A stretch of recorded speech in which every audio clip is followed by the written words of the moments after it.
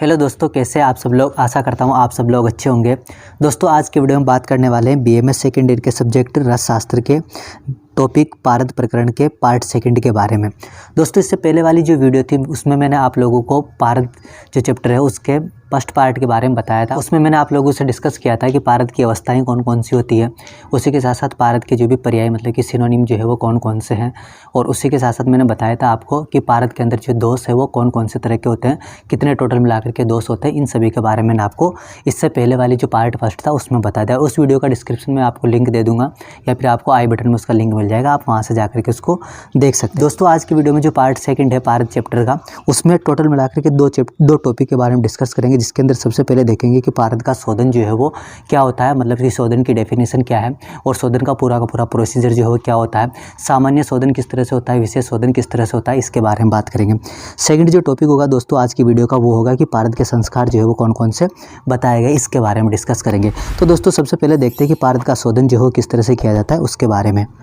दोस्तों पारद के शोधन की बात करें तो पारद शोधन का मतलब यह है कि जो भी अशुद्धियाँ बताई गई है पारद के अंदर उनको आप किस तरह से हटा सकते हो, उसको हटाने का जो पूरा प्रोसीजर होता है ना, एक जो पूरा का पूरा एक मेथड होता है, उस मेथड को अपन शोधन बोलते हैं। पिछली वाली वीडियो में मैंने आपको बताया था कि पारद के अंदर अलग अलग तरह के दोष होते हैं, जिसमें आपको नैसर्गिक दोष देखने को मिले थे, औपाधिक दोष देखने को मिले थे है ना, और उसी के साथ साथ मैंने आपको बताया था कि पारद में इन दोनों के अलावा एक और विशेष प्रकार के दोष होते हैं जिसको अपन सप्तकंचुक दोष के नाम से जानते हैं। अलग अलग तरह के दोष जो कि अशुद्धि के रूप में प्रेजेंट है पारद में, उनको हटाने का जो पूरा प्रोसीजर है वही क्या कहलाता है, शोधन कहलाता है। अब दोस्तों शोधन इतना इंपॉर्टेंट क्यों है, क्योंकि अगर मान लो कि कोई भी व्यक्ति अशुद्ध पारद का अगर प्रयोग करता है तो बहुत सारे जो है ना दोषों की उत्पत्ति करने का काम करता है, मतलब कि अशुद्ध से देह में बहुविध दोषों की उत्पत्ति होती है।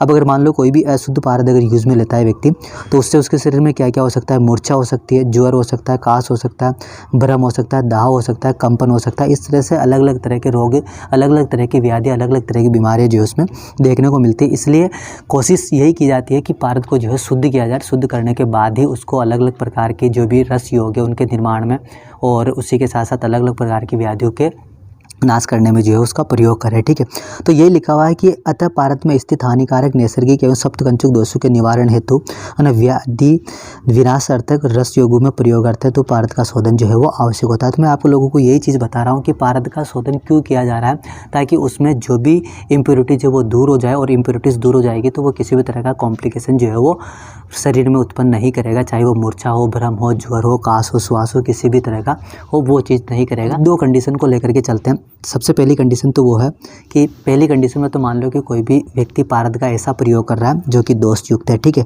और दूसरी कंडीशन वो है जिसमें शोधन के बाद में पारद का यूज़ कर रहे हैं। तो अगर कोई भी व्यक्ति दोष युक्त पारद का प्रयोग करता है तो वो यमराज के समान जो घातक होता है, मतलब कि यमराज के समान व्यक्ति के प्राणों को नष्ट करने वाला होता है।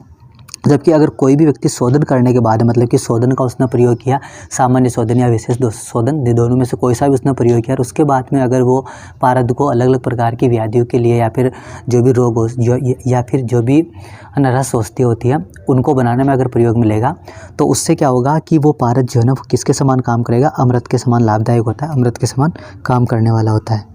अब दोस्तों पारद की अगर मैं शोधन की बात करता हूँ तो शोधन दो तरह से किया जाता है, जिसमें पहली शोधन का मेथड होता है वो सामान्य शोधन और दूसरा होता है विशेष, मतलब कि दो विधियाँ जो है टोटल मिलाकर के पारद के शोधन की बता रखी है। ठीक है, इसमें अगर मैं बात करता हूँ कि सामान्य शोधन, जैसे मान लो कि कोई भी व्यक्ति जो है ना सामान्य शोधन का प्रयोग करता है तो उस सामान्य शोधन से होगा क्या, इस सामान्य शोधन से केवल और केवल पारद में आप क्या उत्पन्न कर सकते हो, रोगनाशक क्षमता उत्पन्न कर सकते हो, मतलब कि जो भी डिजीज़ है उस डिजीज़ को आप ठीक करने की पावर जो है वो जनरेट कर सकते हो। लेकिन अगर मान लो कि कोई भी व्यक्ति सामान्य शोधन का प्रयोग ना करके पारद के लिए विशेष शोधन का प्रयोग करता है तो जब विशेष शोधन का प्रयोग करेगा तो विशेष शोधन से क्या होगा, पारद के अंदर जो भी अलग अलग तरह के सप्त, जैसे मान लो कि सप्तकंचुक दोष थे 7 प्रकार के, वो भी खत्म हो जाएंगे, और दूसरे नैसर्गिक औपाधिक टोटल मिलाकर के जो 12 दोष बताए थे वो भी खत्म हो जाएंगे। जब ये 7 और 12 टोटल मिलाकर के जो 19 दोष हो रहे हैं, ये 19 दोष जब विशेष विधियों के द्वारा खत्म हो जाएंगे, मतलब कि नष्ट हो जाएंगे, तो पारद जो है ना वो एक और अच्छा जो है ब्रांड बन करके आएगा। मतलब वो कोई भी व्याधि जो है, कोई भी जो डिजीज़ है उस डिजीज़ को तो ठीक करेगा ही सही, लेकिन डिजीज़ को ठीक करने के साथ साथ अब जो है वो एक रसायन की तरह भी काम करेगा। इसलिए आपको हमेशा जो है विशेष शोधन को भी प्रयोग में लाना चाहिए। यही सारी जो इसके अंदर ये बताया हुआ है। ठीक है, अब दोस्तों इसकी विधियाँ जो है वो कौन कौन सी, जैसे सामान्य शोधन की बात करें तो उसमें कौन कौन सी विधियाँ रखी गई, विशेष शोधन की कौन कौन सी विधियाँ, उसके बारे में बात करते हैं। दोस्तों सबसे पहले बात करें सामान्य शोधन की, तो सामान्य शोधन जो है वो उसकी टोटल मिला करके 7 विधियां जो है वो अलग अलग विधियां आपको बता रखी है, जिसमें अलग अलग तरह की औषधियों का प्रयोग करके उसका जो भी शोधन है वो किया गया है। ठीक है, जिसमें दोस्तों अगर मैं सबसे पहली विधि की बात करता हूँ तो फर्स्ट मेथड जो है वो है कि सबसे पहले आपने को क्या करना है कि अशुद्ध पारद लेना है। अशुद्ध पारद को और चूना, ठीक है, ये अशुद्ध पारद और चूना जो है आपको समान मात्रा में लेना है और समान मात्रा में लेकर के जो है ना 3 दिन तक आपको मर्दन करना है। क्या किया, अशुद्ध पारद लिया और अशुद्ध पारद की समान मात्रा में, मतलब जैसे अशुद्ध पारद जो है आपने मान लो कि 1 mg लिया है, तो उस कंडीशन में चूना भी आपको कितना लेना पड़ेगा, 1 mg लेना पड़ेगा। मतलब दोनों की मात्रा आपको समान रखनी है और समान रख करके इसकी 3 दिन तक जो आपको क्या करना है, मर्दन करना है। 3 दिन तक मर्दन करने पर जो आपको पारद प्राप्त हो रहा है दोस्तों, उस पारद को फिर जो द्विगुणी वस्त्र होता है उस द्विगुणी वस्त्र से आपको छान लेना है। छानने के बाद में जो पारद आपको मिलेगा उसको पारद के साथ में अब आपको क्या मिलाना है, एक तो लहसुन मिलाना है और एक सेंधव मिलाना है। अब दोस्तों जो लहसुन है वो लहसुन आपको पारद आपके पास में जितनी मात्रा में उतना ही मिलाना है। मतलब कि पारद की और लहसुन की जो मात्रा है, इस पारद की और इस लहसुन की जो मात्रा है वो क्या होगी, समान होगी। मतलब दोनों आपको समान मात्रा में लेना है। लेकिन जो आप सेंधव मिला रहे हो दोस्तों, वो सेंधव आपको आधा भाग लेना है। मतलब कहने का मतलब सीधा सा है कि पारद और लहसुन समान मात्रा, मतलब जैसे मान लो कि पारद और लहसुन जो है अगर 2 mg ले रहे हैं तो उसका आधा आपको सेंधव लेना, मतलब कि 1 mg आपको क्या लेना है, सेंधव लेना है। उसके बाद में आपको कल्क बनाना है। कब तक कल्क बनाना है, अग्नि में आप तपाओगे तो अग्नि में तपाओगे तो कल्क बनेगा। अग्नि में तपाओगे तो कल्क का जब कर्षण वर्ण का हो जाना, कर्षण वर्ण होने तक उसका क्या करना है, मर्दन करना है। इसके बाद में सावधानी पूर्वक जल से प्रक्षालन करके पारद को अपने को प्राप्त कर लेना। इस तरह से आपको शुद्ध पारद जो है वो प्राप्त हो जाता है फर्स्ट मेथड के द्वारा।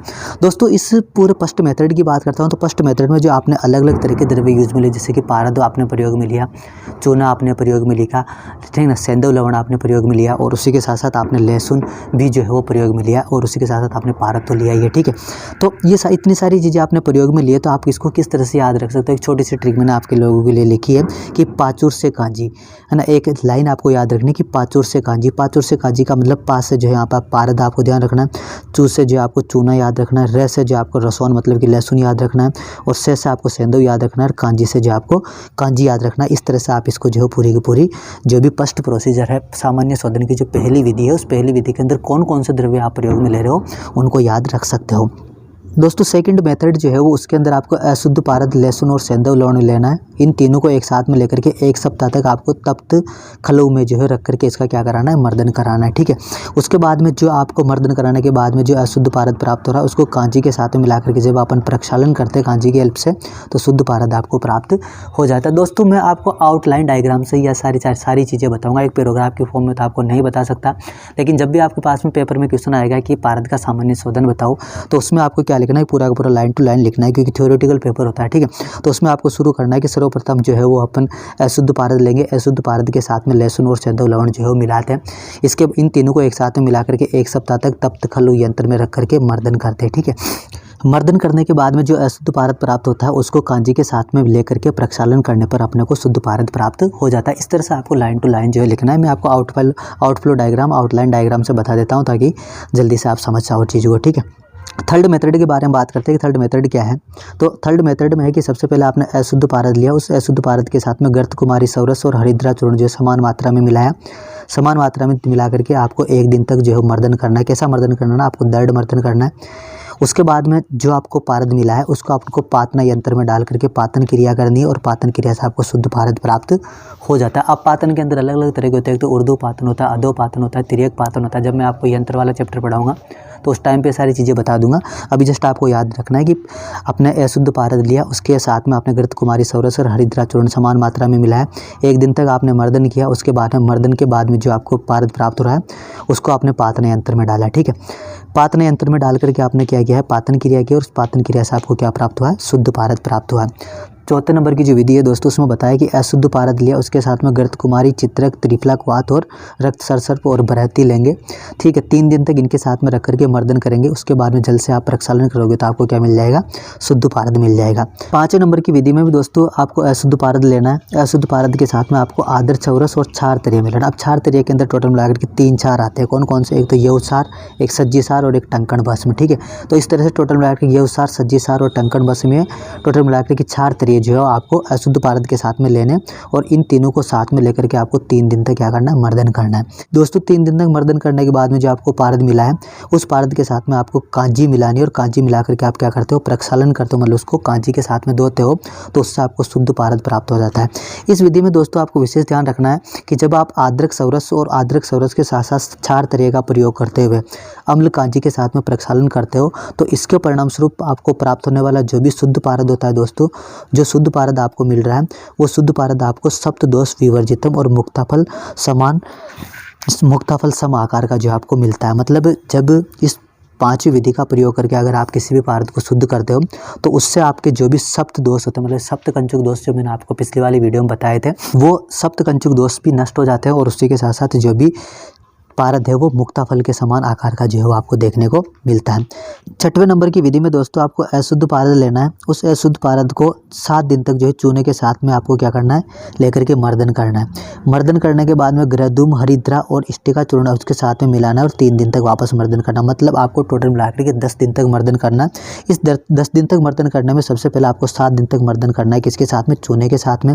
उसके बाद में ग्रहधूम, हरिद्रा और स्टिका चूर्ण के साथ में आपको 3 दिन तक मर्दन करना है। मर्दन करने के बाद में जो आपको पारद मिल रहा है उसको कांजी के साथ में मिलाकर आपको प्रक्षालन करना है और प्रक्षालन करने के बाद में द्विगुणित वस्त्र या फिर सिंपल वस्त्र से छान करके आपको शुद्ध पारद प्राप्त करना है। इस तरह से इसकी टोटल मिलाकर के 6 विधियाँ जो है मैंने आप लोगों को बता दी। अब एक और विधि लास्ट बची हुई है जो कि आप लोगों बुक में से जाकर के देखना। ये तो बात हुई दोस्तों कि सामान्य शोधन जो है वो पारद का किस तरह से करते हैं उसके बारे में मैंने आपको बताया। अब बात करते हैं दोषों के अकॉर्डिंग, ठीक है, क्योंकि अलग अलग तरह के दोष जो है वो पारद के अंदर उपस्थित होते हैं, जैसे कि नाग, वंग, वरी, मन, मल दोष, चापल्य, विष, गिरी, है ना, ऐसा नहीं, ये अलग अलग तरह के दोष है। उसके अलावा सप्तकंचुक दोष भी है। तो अलग अलग दोषों के अकॉर्डिंग आपको अलग अलग तरह के जो भी औषध द्रव्य है वो लेकर के पूरा का पूरा आपको प्रोसेस करना है, जिसको अपन विशेष शोधन करते हैं। मतलब सामान्य शोधन में और विशेष शोधन में अगर मैं पारद के एस्पेक्ट में बात करता हूँ तो सामान्य शोधन केवल और केवल पारद में ओनली जो भी डिजीज़ को ख़त्म करने की जो पावर है उसको जनरेट करता है। लेकिन अगर मैं विशेष शोधन की बात करता हूँ तो विशेष शोधन डिजीज़ को ख़त्म करने की पावर तो जनरेट करता ही है, लेकिन उसी के साथ साथ एक और चीज़ जनरेट करता है, वो है रसायन के रूप में काम करता है। मतलब व्यक्ति जो है जरावस्था, व्याधि, नाम इस तरह का जो रसायन का गुण होता है वो सारी जो है उसको भी प्रॉपर्टी उसमें व्यक्ति में उससे होती है अगर आप पारद का प्रयोग करते हो तो, ठीक है। तो ये तो बात थी पारद के अकॉर्डिंग। लेकिन अगर मैं औषध द्रव्य के अकॉर्डिंग बात करता हूँ, मतलब दोषों के अकॉर्डिंग बात करता हूँ, तो जो अलग अलग दोष है उन दोषों को अगर विशेष रूप से ध्यान में रखते हुए, किसी एक पर्टिकुलर दोष को ध्यान में रखते हुए अगर आप शोधन कर रहे हो, ठीक है, तो उसको अपन विशेष शोधन बोलेंगे। जैसे कि नाग दोष है तो उस नाग दोष के अंदर आपको जैसे है ना ग्रहधूम, स्टिका चूर्ण, हरिद्रा चूर्ण जो है 1/16 मात्रा में लेकर के अगर आप प्रयोग में लेते हो तो इससे क्या होगा, इससे जो है वो आपको है ना कांजी के साथ में प्रक्षालन करना, शुद्ध पारद प्राप्त होगा। और अब जो शुद्ध पारद प्राप्त होगा उसमें नाग दोष जो क्या हो जाएगा, नष्ट हो जाएगा। तो इस तरह से आपको अलग अलग दोषों के अकॉर्डिंग बता रखा, उसी को अपन विशेष शोधन बोलते हैं। तो दोस्तों इसमें क्या है वो चीज़ देखते हैं। सबसे पहले मैं आपको एक एग्जाम्पल से समझा देता हूँ, ठीक है। उसके बाद में अलग अलग द्रव्य जो है आप द्रव्य याद रखना, है ना। उसके अलावा सारा प्रोसेस जो है वो पूरा का पूरा सेम होगा। तो जैसे सबसे पहले बात करते हैं विशेष शोधन के अंदर नाग दोष की, ठीक है। तो नाग दोष में क्या करना है, आपको सबसे पहले अशुद्ध पारद लेना है और उस अशुद्ध पारद के साथ में, यहाँ पे भी नीचे टेबल में भी देख सकते हो आप, उस अशुद्ध पारद के साथ में आपको ग्रहधूम, स्टिका चूर्ण और उसके साथ साथ हरिद्रा चूर्ण, ये कितना लेना है आपको 1/16 मात्रा में लेना है। और 1/16 मात्रा में लेकर के इन सारी चीज़ों को एक साथ आपको 1 दिन तक जो है घृतकुमारी सौरस के साथ में क्या करना है, मर्दन करना है, ठीक है। जब घृतकुमारी सौरस के साथ में 1 दिन तक मतलब कि 24 घंटे तक अपन मर्दन करते हैं तो उसके बाद में आपको क्या करना है, जो भी आपको पारद मिलता है उसको आपको कांजी के साथ में उसका प्रक्षालन करना और प्रक्षालन करके आपको शुद्ध पारद प्राप्त करना है, ठीक है। ये एक मैंने आपको एग्जांपल से समझा दिया कि नाग दोष अगर होगा तो आपको ग्रहधूम, स्टिका चूर्ण और उसी के साथ साथ हरिद्रा चूर्ण 1/60 लेना है। 1 दिन तक घृतकुमारी सौरस के साथ में रख करके आपको मर्दन करना है। उसके बाद में उसको निकाल करके कांजी के साथ में प्रक्षालन करके आपको जो शुद्ध पारद प्राप्त होगा, अब वो शुद्ध पारद ऐसा होगा जिसमें नाग दोष की अशुद्धि जो है वो उपस्थित नहीं होगी। मतलब कि नाग दोष की जो अशुद्धि थी वो पूरी तरह से खत्म हो जाएगी, ठीक है। तो यही चीज़ मैं आपको बता रहा हूँ शुरू से कि विशेष का मतलब क्या होता है। विशेष का मतलब स्पेसिफिक, स्पेशल का मतलब है कि एक पर्टिकुलर दोष को ध्यान में रखते हुए आपने क्या किया है, पूरा का पूरा प्रोसेस किया है, पूरा का पूरा जो है ना मेथड यूज़ में लिया है पारद को शुद्ध करने के लिए, तो इसलिए इसको विशेष शोधन बोलते हैं, ठीक है। अब जैसे मान लो कि वह अब दोस्तों पूरा का पूरा प्रोसीजर सेम रहेगा। आपको अशुद्ध पारद लेना, बस यहाँ पे आपको द्रव्य चेंज करना है। उसके बाद में 1 दिन तक मर्दन करना है। मर्दन करने के बाद कांची से प्रक्षालन करके आपको शुद्ध पारद प्राप्त करना है। तो पूरा का पूरा मेथड ये जो है ना, मेथड ये सेम रहेगा, स्टेप आपकी जो है ना सेम रहेगी। बस आपके यहाँ पे जो द्रव्य है ये द्रव्य चेंज हो गया, क्योंकि आप जो है दोष को भी क्या कर रहे हो, चेंज कर। अलग दोष के अकॉर्डिंग जो यहाँ पे द्रव्य अलग अलग देखने को मिलेंगे। तो सबसे पहले बात करते हैं नाक के बारे में। मैंने आपको बता ही दिया कि क्या क्या यूज़ में लेंगे। वंग की बात करते हैं तो इसमें इंद्रायण, अंकोल और हरिद्रा चूर्ण यूज में लेना है। वर्गी की बात करते हैं तो चित्रक मूल का चूर्ण और उसी के साथ साथ त्रिफला चूर्ण, इन दोनों में से आप कोई भी यूज में ले सकते हो। मल दोष की बात करते हो आरोग्यवर्धक चूर्ण और उसी के साथ कुमारी सौरस में से कोई एक यूज में ले सकते हो। चापल्य दोष की बात करते हैं उसमें कृष्ण धतूर बीज अनपंचाग यूज में लेते हैं। इसी तरह से आप आगे भी ये सारा देख सकते हो, ठीक है। और जब आप अलग अलग तरह की अशुद्धि को दूर कर दोगे तो उसकी वजह से क्या होगा, अब उसकी प्रॉपर्टी क्या है। तो प्रॉपर्टी की बात करता हूँ तो अगर नाग दोष जो है वो पारद से अगर नष्ट हो जाएगा तो उसकी वजह से परिणाम जो है क्या होगा कि जाड्य और आद्यमान कुष्ठ जो पारद उत्पन्न कर रहा था बॉडी में जाकर के, वो अब उत्पन्न नहीं करेगा। मतलब कि शरीर में जो जाड्य, आद्यमान और कुष्ठ जो आपको देखने को नहीं मिलेगा। अगर इसी तरह से वर्गी दोष जो अगर नष्ट होता है तो उससे दाह और संताप नहीं होगा। विष दोष अगर नष्ट होता है तो उससे मृत्यु नहीं होगी। असह अग्नि अगर दोष अगर नष्ट हो जाता है उसके लिए अग्नि सहतो शक्ति जो है वो कम हो जाएगी। इस तरह से ये अलग अलग तरह की प्रॉपर्टी जो है वो पारद के अंदर आ जाएगी। इसीलिए मैं कह रहा था आपको शुरू से कि विशेष शोधन यूज में लेते हैं तो उससे रोग जो भी व्याधि नाशक क्षमता है या भी व्याधि नाशक जो प्रॉपर्टी वो तो इनहेंस होगी सही पारद में, वो तो उत्पन्न होगी सही, लेकिन उसके साथ साथ आपको एक और चीज़ देखने को मिलेगी, वो होगी कि आपको जो भी पारद है वो रसायन की तरह काम करने वाला देखने को मिलेगा। दोस्तों ये तो था पारद का बारे में पहला टॉपिक आज की वीडियो का, जिसके बारे में मैंने आपको बताया कि पारद का शोधन जो है किस तरह से होता है, शोधन के प्रकार कौन कौन से बताए और अलग अलग प्रकार में किस किस तरह से आपको मेथड बताए गए उनके बारे में डिटेल में बात करी। अब दोस्तों आज की वीडियो के सेकंड टॉपिक के बारे में बात करते हैं और वो सेकंड टॉपिक है कि पारद के संस्कार जो है कौन कौन से बताए गए हैं।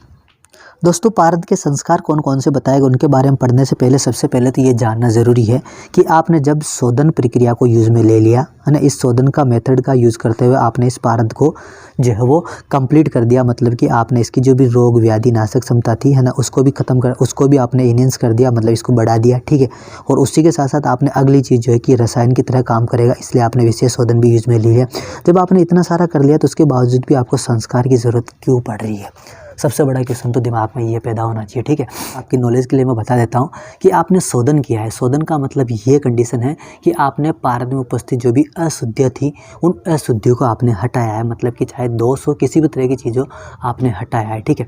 लेकिन जब आप ये पूरा का पूरा मेथड यूज़ में कर ले रहे होंगे, पारद को आपने अलग अलग वस्तुओं के साथ में मिलाया, मर्दन किया, मर्दन के बाद में आपने जो है ना कांचे के साथ में या क्वाथ के साथ में या फिर है ना किसी अम्ल द्रव्य के साथ में आपने क्या किया, प्रक्षालन किया।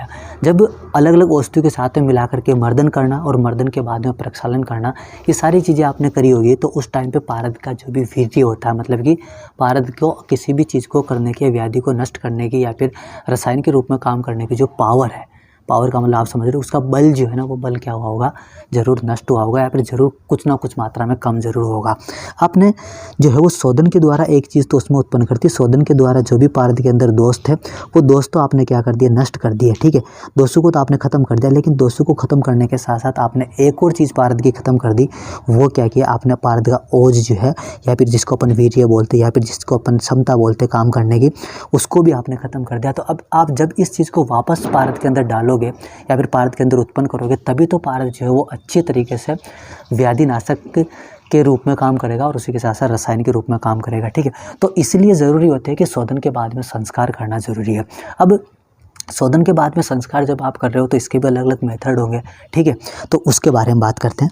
ऊपर दोस्तों आप देख भी सकते हो कि जो भी डेफिनेशन लिखी हुई, यहाँ पे आप डेफिनेशन पढ़ भी सकते हो, ये वाली ऊपर जो लिखी हुई है कि शोधन दोषहरणम संस्कार च बल तेजस अभिवर्धना। मतलब कि जो शोधन है ना, वो शोधन एक ऐसा प्रोसीजर है जो कि पारद के अंदर उपस्थित जो भी दोष है उन दोषों को नष्ट करने का काम करता है, दोषों का हरण करने का काम करता है। शुरू से मैं आपको एक ही चीज़ बता रहा हूँ, सामान्य शोधन को यूज़ में ले रहे थे तब भी वो दोषों को नष्ट कर रहा था, सभी को सामूहिक रूप से नष्ट कर रहा था, ठीक है।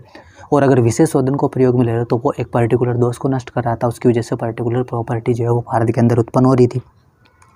लेकिन संस्कार की अगर मैं बात करते हैं तो संस्कार वो है जो कि पारद के अंदर बल तेज की जो है वो क्या करती है, वृद्धि करता है। मतलब कि शोधन और संस्कार दोनों के अंदर डिफरेंस ये है कि शोधन तो दोषों का हरण, दोषों को नष्ट करने का काम करता है, जबकि संस्कार जो है बल और तेज को उत्पन्न करने का काम करता है। इसलिए आपको शोधन के बाद में संस्कार करना चाहिए ताकि पारद के अंदर बल और तेज जो है वो उत्पन्न हो जाए, पारद अपना काम जो है वो बहुत ही अच्छे तरीके से करे। चाहे आप उसको व्याधि का नाश करने के लिए यूज में ले रहे हो, चाहे आप उसको रसायन के रूप में काम ले रहे हो, आपका जो है ना उसका प्रयोजन कुछ भी हो सकता है, उसको यूज़ करने का जो भी उद्देश्य है वो कुछ भी हो सकता है, लेकिन जो भी आप काम करोगे, जिस भी काम में, जिस भी मेथड में आप यूज़ में, जिस भी टारगेट के लिए आप यूज़ में लोगे, वो टारगेट आपका पूरे से अच्छा तरीके से जो है ठीक हो पाएगा। ठीक है दोस्तों, अब सबसे पहले बात करते हैं कि पारद का जो संस्कार है वो संस्कार कितने तरह का बताया गया। संस्कार की अगर मैं बात करता हूँ तो मैंने आपको थंबनेल में बताया था कि पारद के 8 संस्कार भी बताए हैं, 18 संस्कार भी बताए हैं और उसी के साथ साथ 19 संस्कार भी बताए हैं। मतलब कि पारद के संस्कार की टोटल 8 विधियाँ भी बताई है, पारद के संस्कार की टोटल 18 विधियाँ भी बताई है और पारद के संस्कार की टोटल 19 विधियाँ भी बताई है। ठीक है, तो ये अलग अलग तरह की टोटल मिलाकर के जो है ना 8, 18 और 19 3 तरीके से जो है ना आयुर्वेद के अंदर, मतलब कि आयुर्वेद में अलग अलग जो संहिताएं हैं, अलग अलग जो ग्रंथ है, उन ग्रंथ के अंदर अलग अलग मेथड माने। ठीक है, कुछ 8 मेथड मान लेता है जिसमें जो है पारद का संस्कार कंप्लीट हो जाएगा, कुछ 18 मेथड मानते हैं, कुछ जो है 19 मेथड मानते हैं।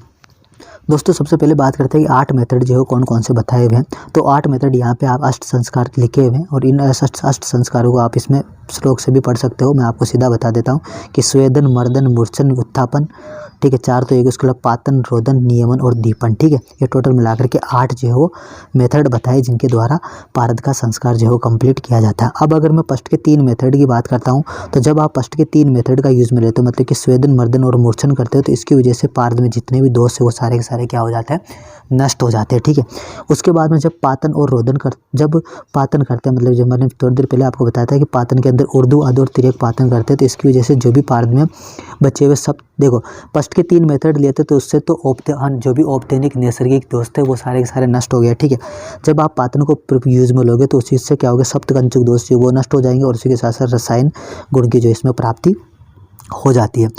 अब यहाँ तक तो 1 से लेकर के 5 तक जो आप प्रोसीजर कर रहे हो ना दोस्तों, 1 से लेकर के 5 तक जो प्रोसीजर कर रहे हो, मेथड कर रहे हो, उससे तो केवल और केवल क्या हो रहा है, एक ही उद्देश्य कंप्लीट होता है कि दोष जो है वो क्या हो रहा है, नष्ट हो रहा है। लेकिन आपका संस्कार करने का मेन टारगेट क्या था? संस्कार करने का मेन टारगेट यही था कि पारद में कैसे न कैसे जो भी पारद है उस पारद के बल और तेज को बढ़ा दिया जाए, ताकि पारद को जिस भी टारगेट के पर्पज से अपन यूज़ में ले रहे हैं वो अपना टारगेट पूरा हो जाए। तो वो चीज़ तो हुई नहीं है।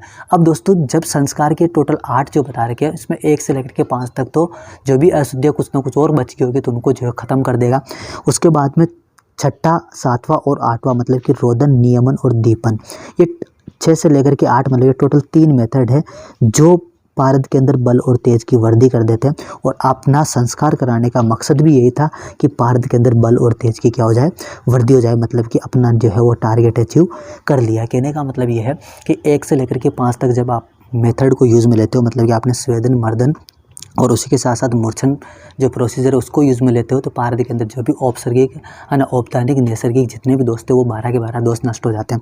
उसके बाद जब पातन प्रक्रिया को यूज़ में लेते हैं, इसके अंदर उर्दू पातन, अधो पातन और उसी के साथ साथ तिर्यक पातन को यूज़ में लेते हैं, तो उसकी वजह से क्या होता है कि जो भी पारद के सप्तकंचुक दोष है वो नष्ट हो जाते हैं और उसी के साथ साथ आपको रसायन की प्रॉपर्टी जो इसमें देखने को मिलती है। लेकिन और उसके बाद में लास्ट जो रोदन, नियमन और दीपन करते हैं, तो उससे क्या होता है, बल और तेज में जो वृद्धि हो जाती है और पारद का जो भी आपको संस्कार कराने का मकसद था वो भी आपका पूरा क्या हो जाता है, कंप्लीट हो जाता है। अब दोस्तों ये तो थी जब ऐसी कंडीशन जिसमें आपको पारद के टोटल मिलाकर के 8 संस्कार माने। ठीक है, अब मैं 18 संस्कार की बात करता हूँ, तो 18 संस्कार कौन कौन से, इसमें से 8 संस्कार तो वही है जो आपको मैंने अभी जस्ट बताई है, सारे के सारे ये सेम टू सेम यही 8 संस्कार है। उसके बाद में 9 से जो है ग्रासमान, अनच्चारण, गर्भद्रुति, बाह्य द्रुति, जारणा, रंजन, सारण, क्रामण, वेद क्रम और भक्षण। ठीक है, इस तरह से टोटल मिलाकर के कितने बता रखे, 18 जो है वो संस्कार बताएं। ठीक है, मैंने आपको टॉपिक शुरू करते टाइम भी बोला था कि कुछ ने जो है वो 19 संस्कार भी माने, तो 18 तो दोस्तों यही है। लेकिन 18 ये होने के बाद में जो 19वां जो माना है दोस्तों, वो 19वां माना आयुर्वेद प्रकाश ने। किसने माना? आयुर्वेद प्रकाश ने माना। और कौन सा माना है? एक और माना है, कौन सा? अनुवासन माना है। 18 तो वही है जो मैं आपको यहाँ पे बताया हूँ, सारा ये सारे के सारे 18 तो वही है, लेकिन एक जो अलग से माना है अनुवासन माना है। और अनुवासन किसने माना है?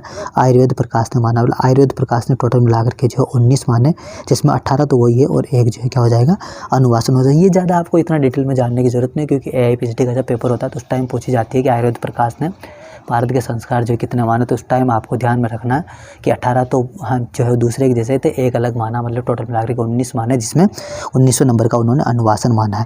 ठीक है, तो इस तरह से पूछ लेते रस रत्न समुच्चय ने किसने माने थे। ठीक है, तो है ना, रस रत्न समुच्चय ने कितने माने थे, उसके अलावा चरक विमान, ये सारी चीज़ें अलग अलग है, जहाँ पे कितने माने उनके बारे में आपको बताया गया था। तो दोस्तों ये थी आज की हमारी वीडियो, जिसमें मैंने आप लोगों को बताया कि भारत के संस्कार जो है कौन कौन से, और उसी के साथ साथ मैंने आपको वीडियो की शुरुआत में बताया था कि जो भी पारद है उस पारद का शोधन जो है किस तरह से होता है, जिसके अंदर मैंने आपको विशेष शोधन के बारे में बताया, और विशेष शोधन के साथ साथ मैंने आप लोगों को बताया कि जो पारद का सामान्य शोधन है, उस सामान्य शोधन को करने की जो टोटल मिलाकर के 7 विधियाँ बताई गई है, उन 7 विधियाँ जो है किस तरह से होती है, कौन कौन से द्रव्य का प्रयोग अपन करते हैं, इन सब के बारे में बात करी।